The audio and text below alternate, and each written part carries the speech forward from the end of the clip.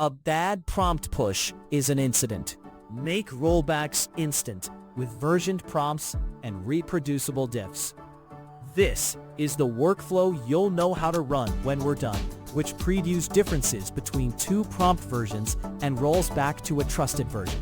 I'm Professor Pi, teaching AI engineering and LLM systems with simple Python. Prompt drift costs money and trust. You push a tweak that looks fine in a notebook, and suddenly latency spikes or hallucinations increase.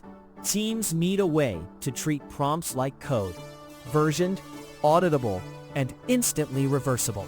Success is being able to say exactly what changed, when, and to revert to a known good prompt without guessing or manual copy-paste.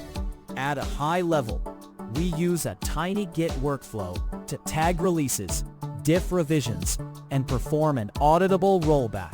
That gives you two things: a compact baseline that is cheap to run, and a clear patch showing what grew or shrank in the prompt. Now we will build a small example you can run locally to practice these operations. We will create a repository, tag a release, update the prompt, inspect a minimal diff to measure churn, and then roll back to the tag.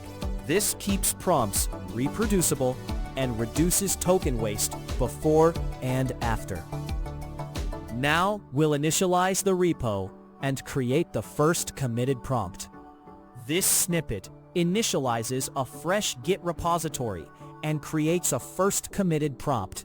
It sets up a temporary folder and points the variable p at prompt.txt inside that folder, while R stores the repository path string used for subsequent Git calls. The helper run calls the Git command line to initialize the repo.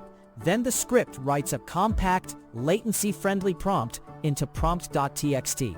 A small list named C holds a reusable Git command prefix that includes the -c flag to target that repository path. The file is staged with git add and committed using git with configuration flags supplied inline to set author identity. Finally, the script runs git ls files to print tracked files, which confirms the prompt file is versioned and gives a reproducible baseline to build on. Next, we'll tag the current commit so we can pin a release point. This example creates a lightweight Git tag and then retrieves the prompt content at that exact tag. It calls the command line to create a tag named v1.0, which marks the current commit as a release you can reference in production. The script then uses a read call with git show v1.0 prompt.txt to fetch the file content from the tag tree without altering the working copy. The return text is stored in a variable named text, and trimmed characters are counted into chars to verify concision. Printing the character count proves that you can pin an immutable prompt by tag, which is essential for reproducible reads, audits, and incident-style debugging. Next, we'll change the prompt to a longer, step-by-step style and measure the difference. This code upgrades the prompt to a verbose, step-by-step instruction set, commits it as a new revision, and then computes how much changed compared to v1.0. The script overwrites the prompt file with a longer instruction that may increase token cost and latency.